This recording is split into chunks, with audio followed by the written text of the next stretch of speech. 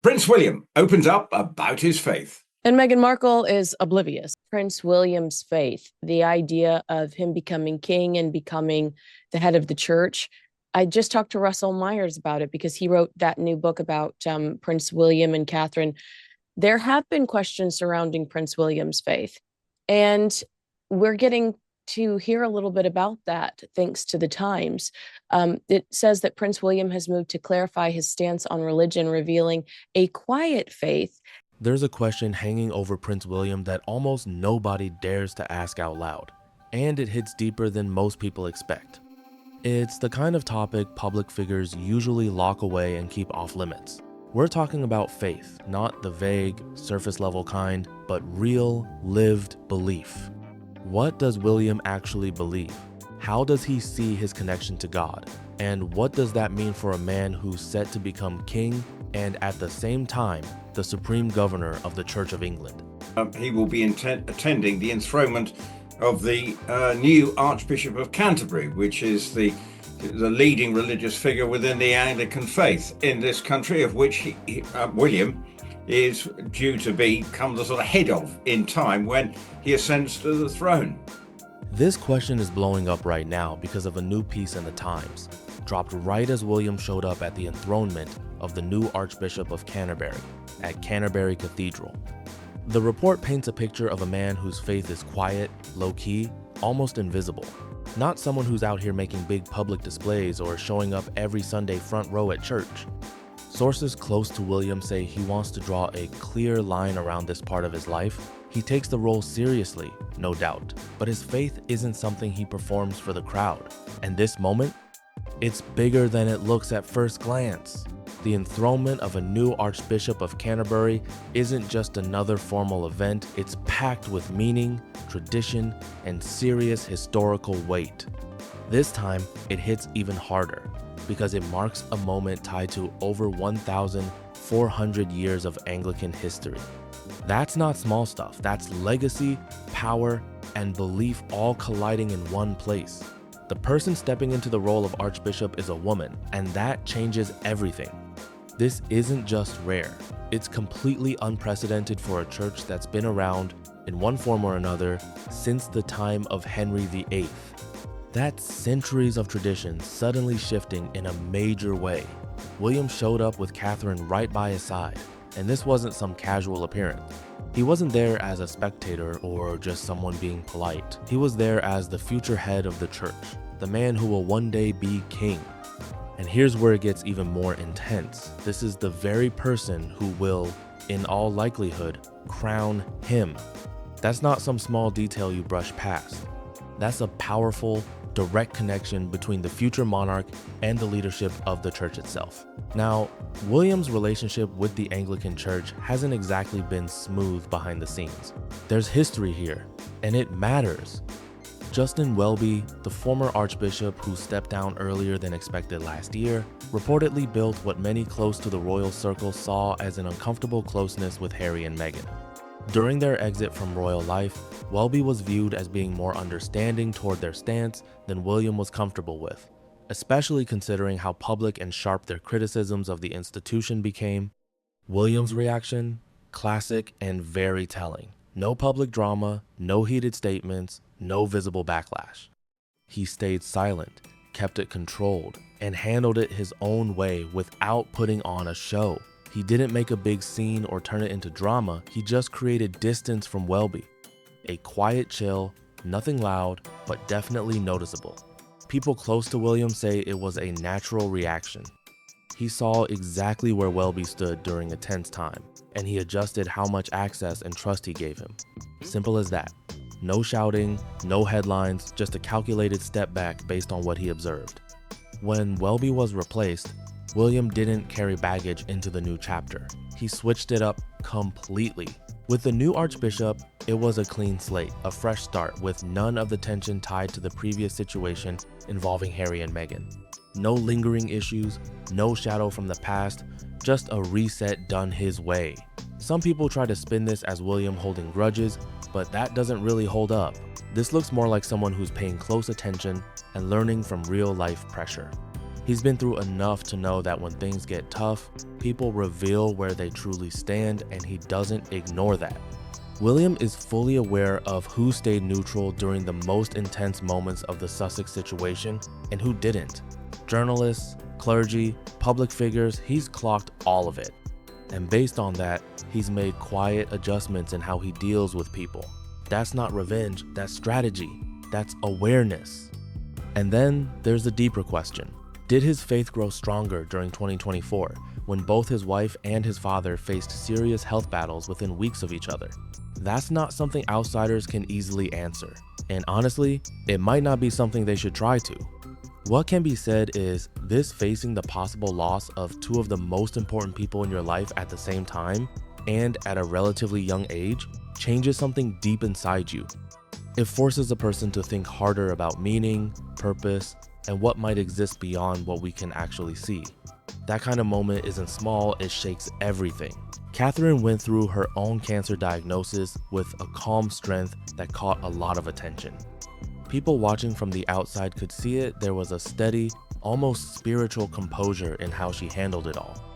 When she spoke publicly, she chose her words carefully, but the message still came through clearly. It felt like she had reached a new level of clarity through everything she was facing. There was a sense that the noise had been stripped away for her, that the distractions didn't matter anymore. What was left was a sharper focus on what truly counts.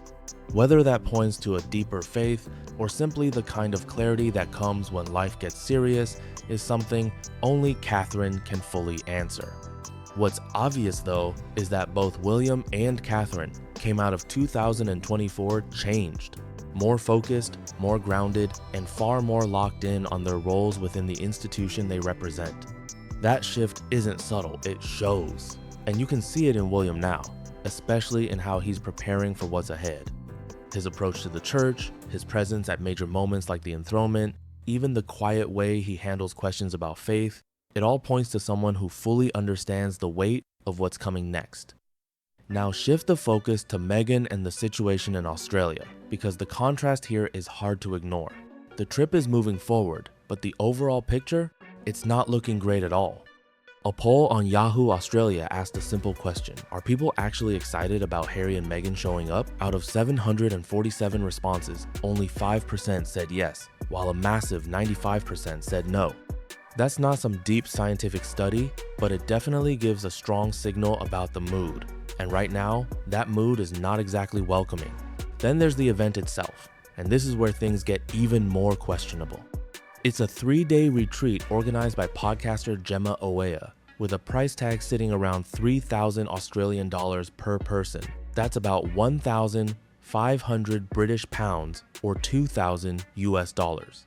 And for that price, attendees are expected to share a room with someone they don't even know, all for what's being marketed as a lifestyle and wellness experience. That's a tough sell for a lot of people. The venue doesn't exactly help the image either. It's a hotel that's reportedly still going through renovations. On top of that, multiple reports say the guest list hasn't even filled up yet, which raises even more eyebrows. And here's the part that really stands out. Meghan wasn't officially invited to this event. Instead, she reportedly inserted herself through social connections her team has built. The organizer clearly gains from the link because the Sussex name, even with mixed public opinion, still pulls attention. But whether that attention is positive or not, that's a whole different question. Meghan does get something out of this though. Australia is a market she's clearly been trying to break into, and this retreat gives her a way in without needing a big, formal business deal behind it. It's a shortcut, but not necessarily a smooth one. But here's the real question: why Australia? It's not the most obvious choice at all. If you're running a lifestyle brand based in California, the United States should be the main focus, no question. And if we're talking personal ties, Canada makes way more sense. She lived in Toronto for years while filming Suits, built connections there, and would likely face fewer issues getting products into that market. Australia doesn't check either of those boxes. So what's really going on? The answer seems to come down to one thing: memory. Back in 2018, Harry and Meghan toured Australia, and it went incredibly well. Huge crowds, glowing media coverage, and a level of excitement that felt real and powerful. It was a moment where everything clicked, the royal wedding buzz was still fresh, and people were fully on board. And it looks like Meghan is trying to tap back into that exact energy. But here's the issue, that moment is gone. You can't just rewind time and expect the same reaction to play out again. The Australia of 2018 was responding to something very specific: novelty, romance, and the thrill of a royal couple with a Hollywood edge. That mix doesn't exist in the same way anymore. The novelty has worn off, the story has become more complicated, and the royal connection itself is now a topic of debate. And the public, they've moved on. Whatever excitement existed back then doesn't seem to carry the same weight today. Trying to recreate that old reaction in a completely different context is a risky move, and right now, it's not landing the way it once did. The brand question gets even more interesting when you look at Meghan's recent social media posts and newsletter content. The flower shots, the carefully staged glimpses of Lily, the entertaining tips email with cheese boards and champagne flutes, it all looks polished, no doubt. But something important is missing, and it stands out once you notice it. What's not there is the real substance that makes a lifestyle brand actually work. People don't just want pretty visuals, they want useful, specific knowledge they can take and apply in their own lives. That's where things start to fall apart. The flower arranging clips don't actually teach anyone how to arrange flowers, they just show nice flowers already being arranged. It's all surface, no step-by-step, no real guidance. Same with the entertaining tips, it doesn't give people anything new to work with. It paints a picture of a perfect gathering, but doesn't break down how to actually create one. It's style over substance, and audiences can feel that difference immediately. Now compare that to someone like King Charles, and the gap becomes obvious. Gardening isn't just a hobby for him, it's something he studied and practiced for decades. When he talks about composting, native plants, or how a garden connects to the wider ecosystem, he's sharing real knowledge that comes from years of hands-on experience. That's not staged, that's earned. With Meghan's content, it leans more toward presenting the image of being involved rather than showing the depth behind it. It looks good, but it doesn't go deeper. And then there's Catherine, who brings a different kind of authenticity to similar spaces. There are clips of her at planting events, refusing gloves because, as she says, she likes to actually feel the soil. That small detail says a lot. It shows direct, real engagement, not just presentation. This isn't forced or staged behavior, it's real. It's someone who genuinely enjoys getting their hands in the soil and doesn't switch it up just because a camera is there. That detail about skipping the gloves, that's not scripted, that's the kind of small, honest moment you only get when someone is truly engaged in what they're doing. Now, compare that to Meghan's content, and the difference becomes hard to ignore. The garden shows up, sure, but mostly as a backdrop. The chickens get mentioned, sometimes appear, but you don't really see the messy side of it. The hands stay clean, the details stay vague, and the knowledge never gets specific. It doesn't feel like something that's been part of her life for years. It feels like something that showed up alongside the content plan. And that's where the real issue starts to hit. The brand depends on Meghan being seen as an authority on a certain lifestyle. But authority doesn't just appear, it's built over time through real experience, real trial and error, real depth. You can't just say it, people have to see it. Right now, that depth isn't coming through clearly. When the content is tested, when people look for actual tips, real instruction, something they can use, it doesn't quite deliver. And audiences today are sharp, they consume tons of lifestyle content, and they can quickly tell the difference between learning something useful and watching a polished performance. The Australia retreat might still create moments, photos, clips, headlines, all of that. It might even spark attention for a while, but attention alone doesn't build a lasting brand. What actually builds it is consistent, real value over time, something people can trust, learn from, and come back to again and again. And without that, the impact doesn't stick. What we're seeing here is the appearance of momentum, not the real thing. And that difference, it might be easy to miss at first, but over time it becomes impossible to ignore. You can only ride on the look of progress for so long before people start asking what's actually being built underneath it all. Now shift to the security situation, because this is where things get even more serious. There's been ongoing coverage, But a new update this week adds another layer that can't be brushed off. According to sources speaking to The Telegraph, Harry and Meghan could lose their push for taxpayer-funded armed security in the UK, and the reason comes down to one key issue: public reaction. Inside the decision-making process, there are reportedly two very different viewpoints clashing hard. On one side, the political perspective says approving this level of security would be too risky given current public sentiment toward the couple. On the other side, security professionals argue that the threat level is real and that stronger protection is actually justified. That's a serious divide, and it's not something that can just be simplified into one easy answer. The political argument is blunt. Public funds are limited, and public support for Harry and Meghan isn't strong right now. Approving high-level security for a couple who have openly criticized the institution they're returning to visit raises difficult questions, especially when those visits have also been connected to media coverage and legal battles. This isn't just about safety, it's about perception, priorities, and how far public resources should go in a situation that's already under intense scrutiny. And here's where the pressure really builds. Harry and Meghan have stepped away from official royal duties, the very duties that would normally justify this level of taxpayer-funded security. So now the government is stuck facing a very real and uncomfortable question. Does this level of spending actually make sense? From the political side, the answer isn't simple at all. Public money is limited, and backing major security costs for figures who are no longer carrying out official roles and who have openly criticized the institution creates a serious optics problem. It's not just about safety anymore. It's about whether the decision can be defended to the public. But then you've got the security professionals, and their stance cuts in a completely different direction. For them, it's not about popularity, headlines, or public opinion, it's about risk, plain and simple. The threat level is what it is, and it doesn't go up or down based on how people feel about Harry. He's still the king's son, still globally recognized, and still someone who has attracted attention from individuals who pose real concerns. That doesn't just disappear. The people responsible for his protection have a duty, and that duty exists separately from the political debate. Both sides make sense, and that's exactly why this situation is so complicated. The tension between these arguments is real, and there's no easy fix sitting in the middle. The fact that this is being reported by The Telegraph, a publication not known for being supportive of Harry and Meghan, makes it even more telling. It suggests the outcome is genuinely up in the air, and that decision makers are taking the political risk very seriously. What's clear right now?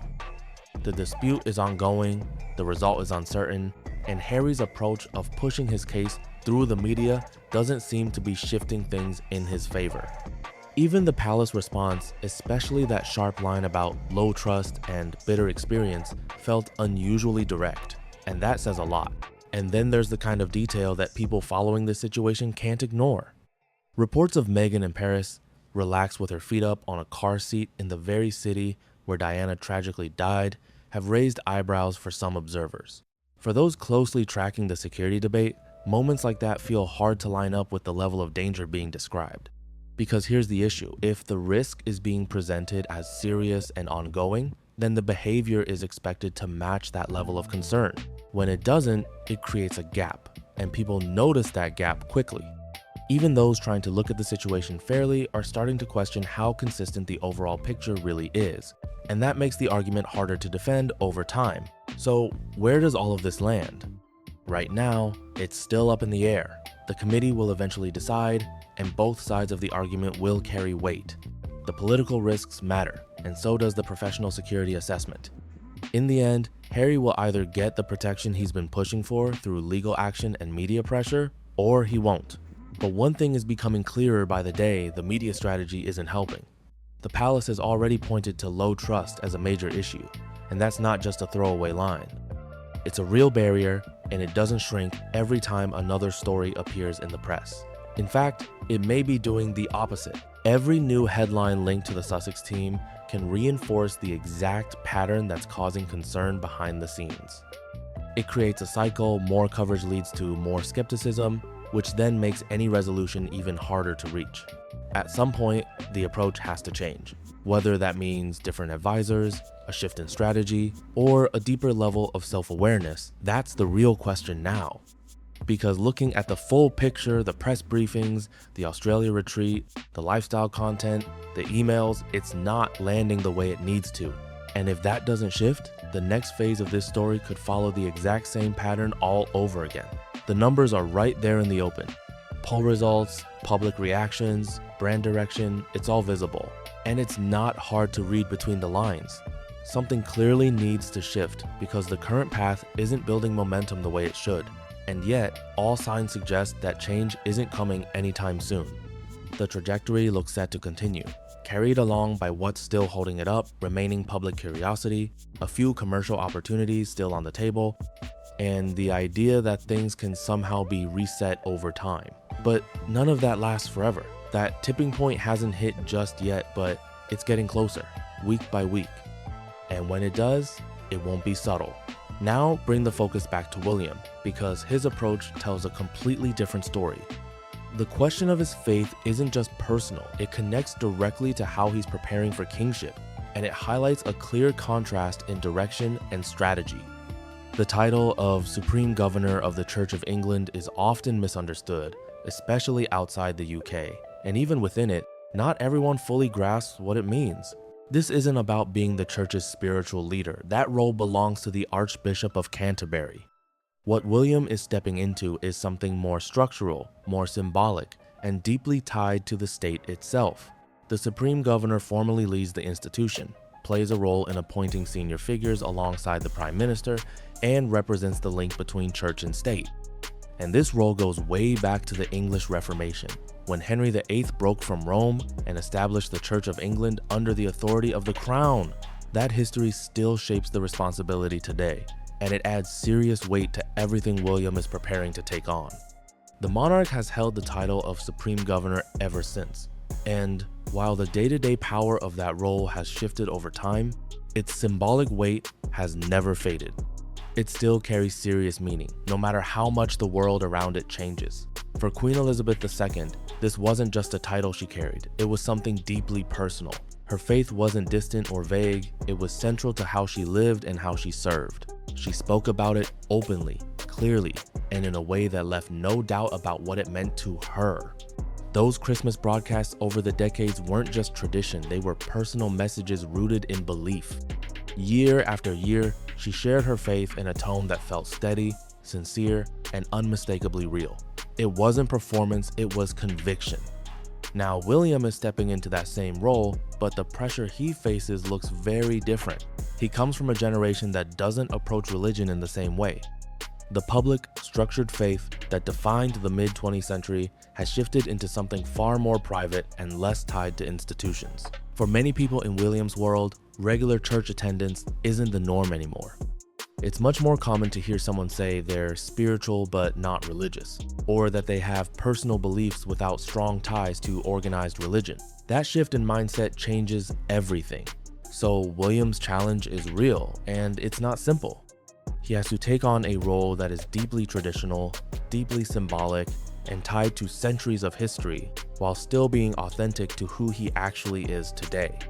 He's expected to stand as Supreme Governor, to be crowned by the Archbishop, to represent the church at the highest level, and to do it in a way that feels believable, not forced. Balancing tradition with personal truth, that's the tightrope he's walking, and it's not an easy one. William can't just copy what his grandmother did because he isn't her. But at the same time, he can't afford to be detached or indifferent to the institution he's set to lead. That kind of distance wouldn't just feel off, it would actually weaken the role itself. So the line he seems to be walking is a careful one. Quiet faith, private belief, and a serious, focused commitment to the responsibility without turning it into a public performance. No forced displays, no over-the-top gestures, just something that feels real to who he is. And honestly, that might be the most believable approach available to him right now. It respects the weight of the role while staying true to his own character. His presence at the enthronement fits perfectly into that strategy. He shows up, he engages, he takes it seriously, but he doesn't try to put on a version of faith that doesn't come naturally to him. Now here's where things get even more important. The new archbishop isn't just another figure in the background. By multiple accounts, William has already started building a genuine working relationship with him, and that matters more than people might think. Because history shows that the dynamic between a monarch and an Archbishop of Canterbury can shape the direction of both the church and the crown for years, sometimes decades. Just look at the 20th century Elizabeth II's relationships with Robert Runcie and later George Carey were completely different, and each one led to very different outcomes. William understands this kind of long-term impact. He's not just reacting to the moment, he's thinking ahead. And this week's enthronement is not just a ceremony, it's the starting point of a relationship that could define a whole era if everything unfolds the way it's expected to. The Bower book, the Hugo Vickers biography, the palace's pointed comments about low trust, these aren't random moments. They're all external signals coming from different directions, but saying something very similar to Harry and Meghan. And here's the real issue. They're messages that don't seem to be getting through internally, because when criticism is labeled as hostile, it becomes easy to ignore. A legal response gets sent out, a new press story appears, and the narrative stays locked in place. Meanwhile, the one space that could actually absorb that feedback, the internal circle, doesn't fully engage with it. That's why this moment feels different to a lot of observers. It doesn't feel like the same cycle repeating, it feels like things are building towards something bigger. The weight of what's happening is stacking up the deals that haven't worked out, the poll numbers that aren't improving, the palace holding its ground, the lack of media traction around certain claims, and even the questions surrounding the Australia event. Each piece on its own might be manageable, but together, it's getting harder to brush aside. At some point, the gap between the public narrative and the underlying reality becomes too wide to cover with another headline or carefully placed story. That moment hasn't fully landed yet, but everything right now suggests it's getting closer, step by step. So the real question isn't if there's going to be a turning point, it's when it hits, what it looks like, and whether there's still time to adjust course before it does. And while all of that is unfolding, William is on a completely different track, showing up at the enthronement, preparing quietly, taking the role seriously without noise or distraction. He's moving toward his own defining moment too. But the difference? His path looks steady, controlled, and built for the long run. This is really about a reckoning and not a small one. It's about facing the full weight of what it means to be king. The history, the duty, the lifelong service that comes with it. And right now, you've got two members of the same family moving toward completely different futures in completely different ways. One path is loud, visible, and constant content drops. Press briefings, public appearances, retreats designed to create attention. But here's the hard truth, that kind of preparation isn't what actually holds up over time. The other path is quieter, but far more serious. It's built through relationships, through understanding institutions, through putting in the work behind the scenes without needing to broadcast every step. That's the kind of preparation that actually builds something solid, something that lasts. William seems to understand that clearly. The people around him see it too. And the contrast between these two approaches, it's not subtle anymore, it's becoming impossible to ignore if you're really paying attention. So now it comes down to this two directions, two strategies, and two very different outcomes waiting down the line. If you found this breakdown interesting, make sure to like, subscribe, share this with others, and drop your thoughts in the comments below.